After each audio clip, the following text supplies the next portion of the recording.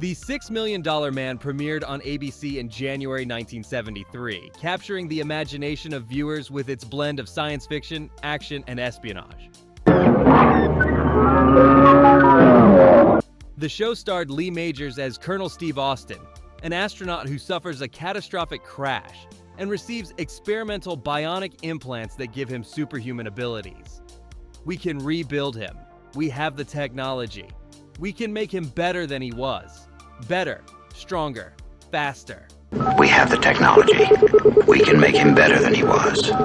Those iconic words opened each episode of what would become one of the most influential television series of the 1970s. It's wild, Steve. It's wild. While many remember the slow-motion running and bionic sound effects, there's much more to this groundbreaking show than meets the eye.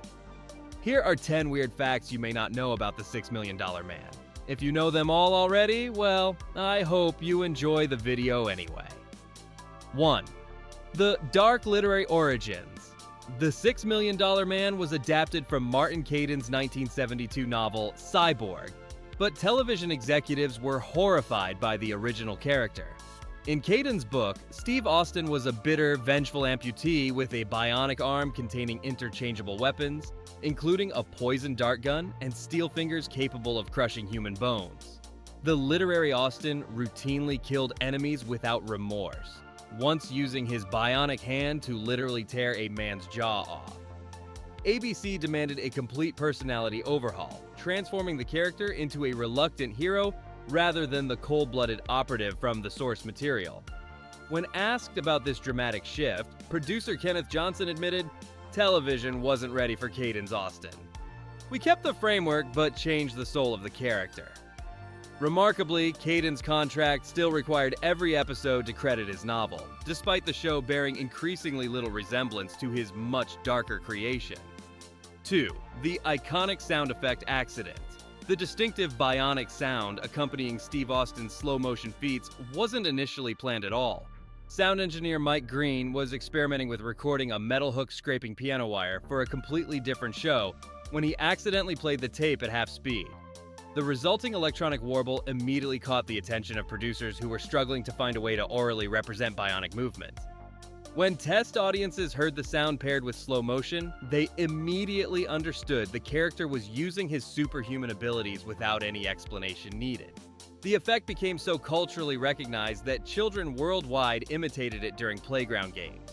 Green later recalled, "We had no idea how iconic it would become.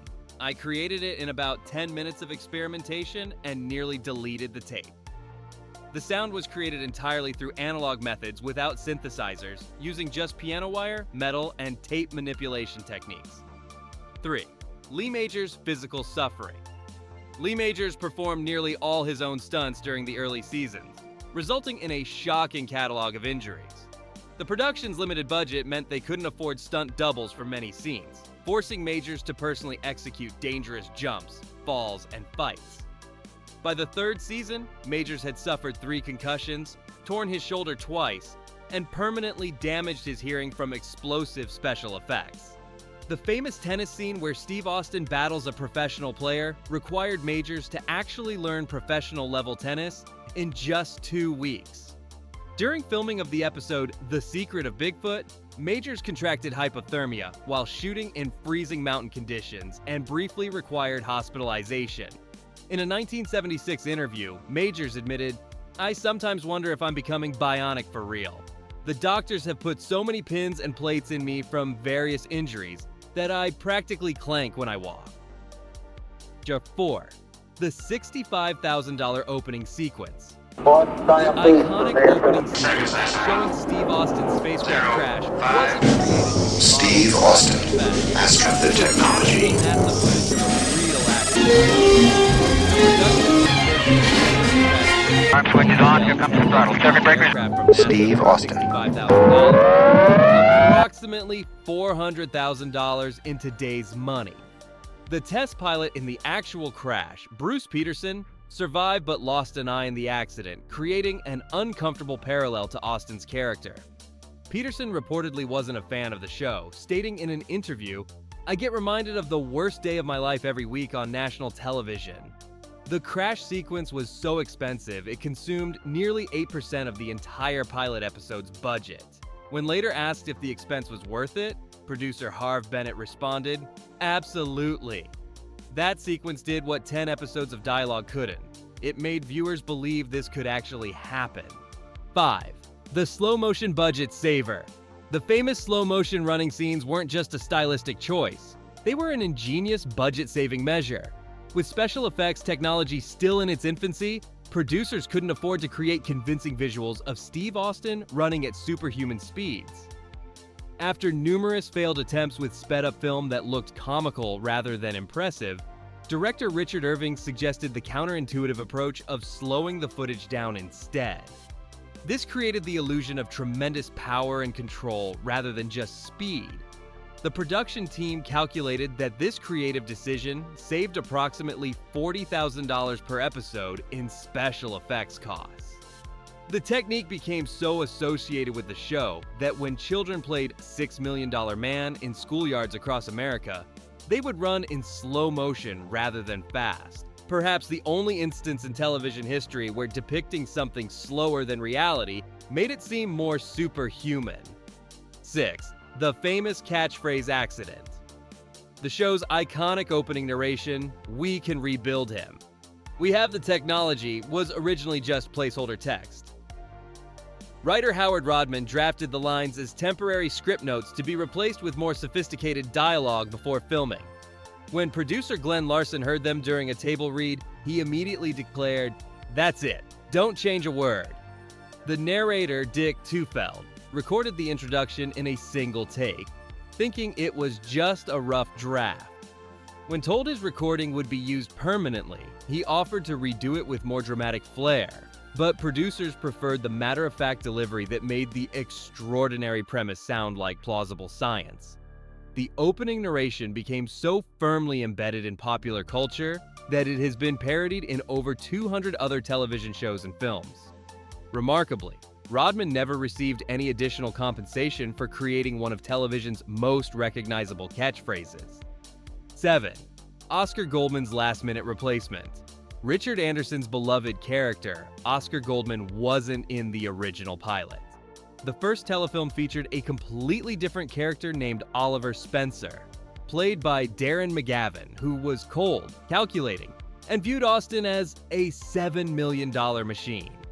Test audiences reacted so negatively to this character that producers created Oscar Goldman as a replacement before the series launched. The transition created a continuity problem since the pilot had already aired. The solution?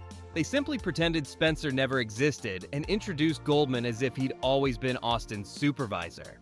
Anderson was initially hired for just 6 episodes, but became so popular with viewers that he appeared in every subsequent episode and later starred in The Bionic Woman simultaneously, becoming the first actor to play the same character as a regular in 2 different television series airing concurrently on different networks. 8.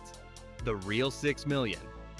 The show's title amount wasn't chosen randomly. It represented the actual estimated cost of such a procedure in 1973. Government advisors and medical consultants provided the production team with detailed breakdowns of theoretical costs. $2.3 million for the arm, $1.8 million for the legs, $1 million for the eye, and the remainder for surgical procedures and rehabilitation. By the series' final season in 1978, medical inflation had made the title significantly outdated. The same procedures would have cost closer to $11 million. Network executives briefly considered renaming the show The $11 Million Man for the 5th season, but abandoned the idea after focus groups reported it sounded ridiculous. When adjusted for 2025 medical inflation, Steve Austin's reconstruction would cost approximately $187 million, making the $6 Million Man seem quaintly affordable by modern standards. 9. The Bionic Bigfoot phenomenon. The introduction of Sasquatch as a recurring character wasn't planned, but came from a desperate need to boost ratings. When facing cancellation after the 2nd season, producers brainstormed attention-grabbing storylines, with writer Kenneth Johnson jokingly suggesting, "Let's have him fight Bigfoot." To everyone's surprise, network executives loved the concept. The resulting two-part episode, The Secret of Bigfoot, delivered the highest ratings in the show's history. The 7'4" actor Andre the Giant was originally cast as Bigfoot, but had to withdraw due to wrestling commitments after filming just a few scenes. Replacement actor Ted Cassidy, Lurch from the Addams Family, took over, creating continuity problems that were solved by giving the character a regeneration ability that explains subtle appearance changes. The Bigfoot episodes became so popular that the character appeared in 5 more episodes, more than any other recurring villain or ally in the series. 10. The rejected opening credits. The original opening sequence was completely different and featured a heavily religious theme that horrified network executives. Initial composer Oliver Nelson created a Bach-inspired piece with pipe organs and choral arrangements, while the script referred to Austin as a modern Lazarus, and included narration about science doing what only God could do. Test audiences described it as creepy and like something from a horror film. After ABC demanded changes, composer Lalo Schifrin was hired to create the upbeat electronic theme we know today, and all religious references were removed. Footage of the original opening was thought lost until 2007, when a film archivist discovered it in an unmarked canister. When shown the recovered footage, Lee Majors commented, "Thank goodness they changed it. I would have been typecast as a monster instead of a hero." The entire reshoot of the opening sequence cost $138,000 and delayed the series premiere by 3 weeks. Bonus fact, the missing merchandise fortune. Lee Majors received no royalties from the estimated $120 million in merchandise sales, despite his face appearing on everything from lunchboxes to bedsheets. His original contract, signed when he was a relatively unknown actor, granted him a modest salary with no provisions for licensing or merchandising rights. A devastating oversight, as the show spawned over 150 officially licensed products. The most popular item, the Steve Austin action figure with Bionic grip, sold 6 million units, becoming the best-selling boys' toy of 1976. When Majors attempted to renegotiate his contract in 1977 to include merchandising percentages, Universal Studios threatened to replace him with a different actor. In a 1984 interview, Majors revealed, "Kids made me a household name playing with toys of my character, but I didn't see a penny from any of it. That taught me a valuable lesson about Hollywood contracts." Modern actor contracts now routinely include merchandise rights, a direct result of high-profile cases like Majors.